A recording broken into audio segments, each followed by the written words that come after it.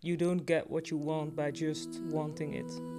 You get it by The life you build without yourself will never feel like home. Remember who you are in a space.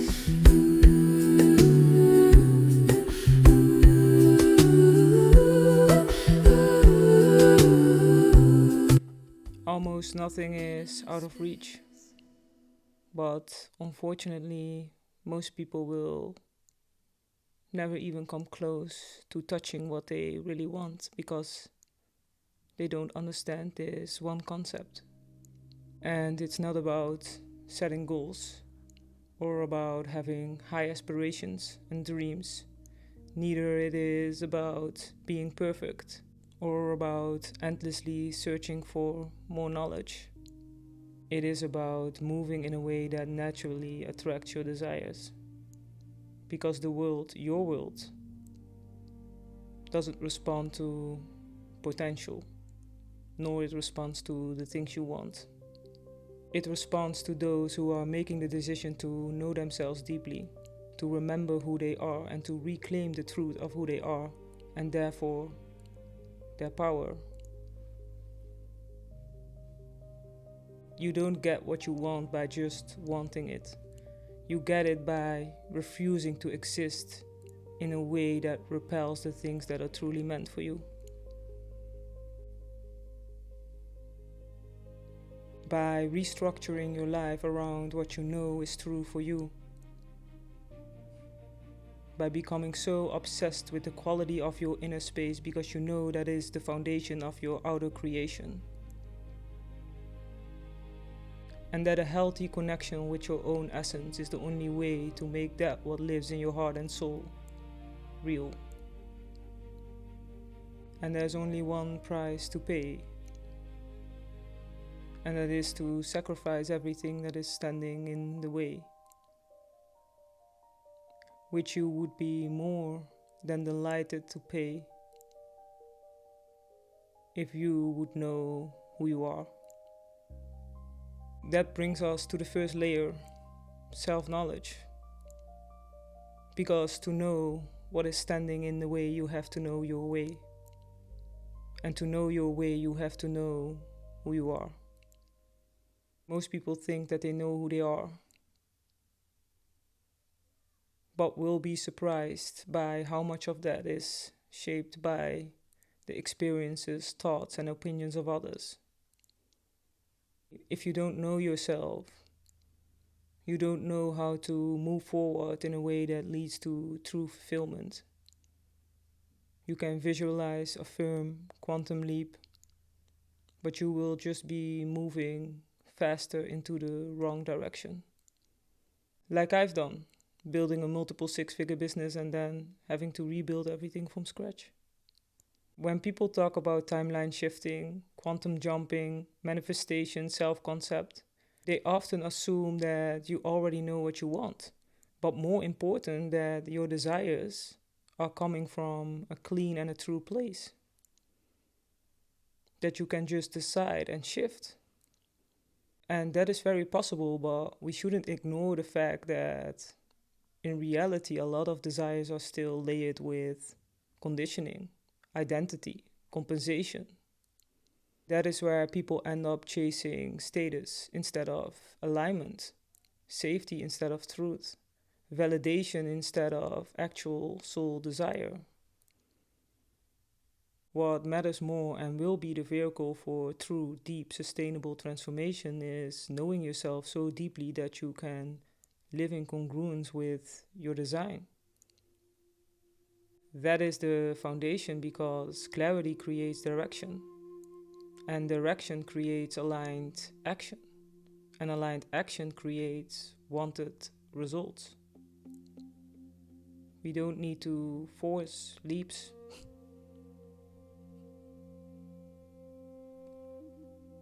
You have to be aware that most of what you are manifesting is who you are, being, not what you want. The frequency of your self-concept is the blueprint of your reality, your 3D. You only have to ask yourself 2 questions. Who am I being when no one is watching? Why when no one is watching? Because the essence of your being, or rather your doing, gets revealed when it's unobserved. So what am I doing when no one is watching? And what do I believe is possible for someone like me? Because reality, or better said, your 3D, will almost never rise above your self-concept. To manifest, create, experience something different, you have to become someone different. It's not always sexy, but then again, it is a sacred energy exchange with life itself. So it is sex. In a way. But if you surrender to that, you will start to feel that it's all you. Now, is manifestation, timeline shifting, quantum jumping all useless? No, that's not what I said. But it's all words, and sometimes we need them to be able to understand each other. At the same time, every new technique and way to manipulate reality and get the things that we want becomes this new beehive where everyone collects and stops thinking for themselves.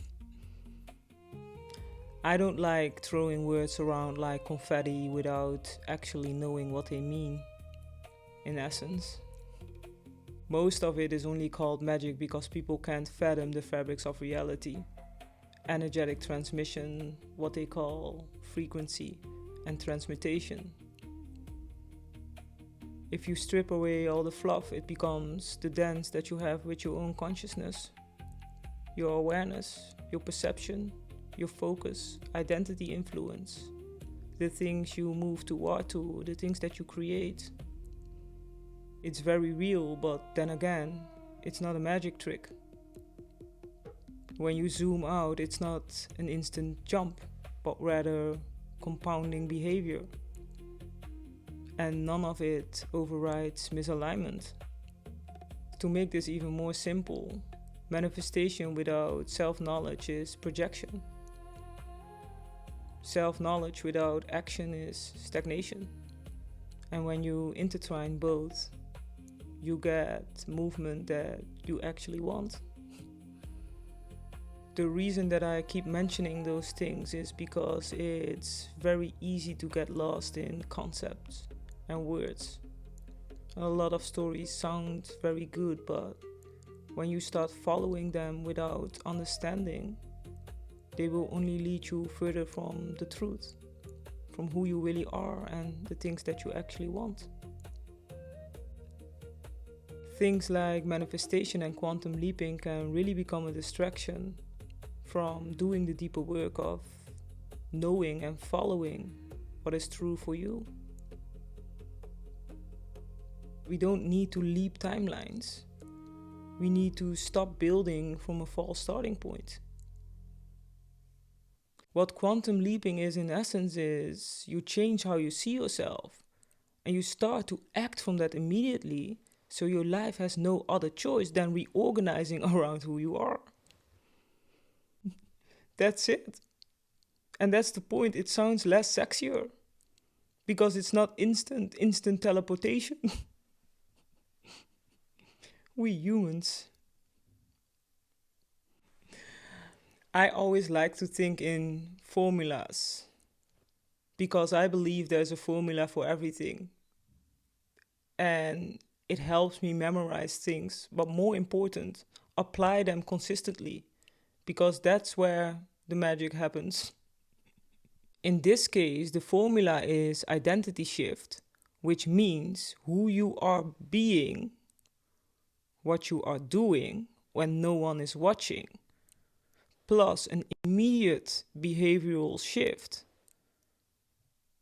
plus consistency, which creates compounding effects and thus results, wanted results, when you do it from a congruent identity.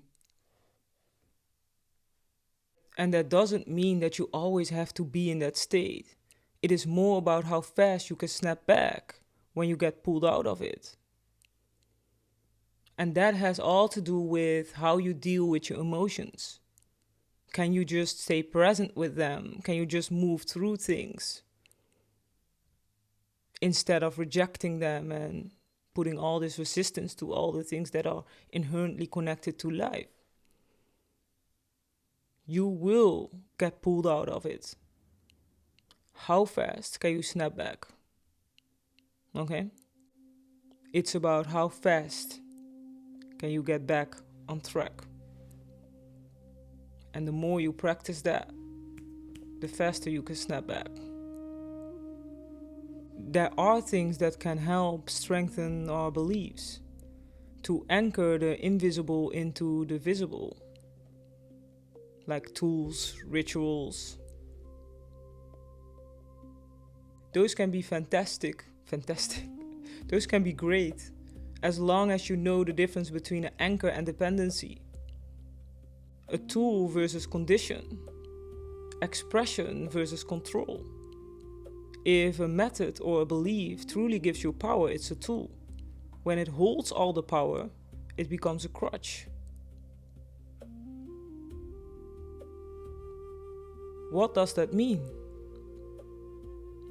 Well, when you believe that the process is what creates the result, you've already outsourced your authority. Stop looking for proof and power outside. Reclaim the truth of who you are and the version that you choose you're going to show up as. And that version doesn't look outside of themselves, because they know that all proof of new creation is within.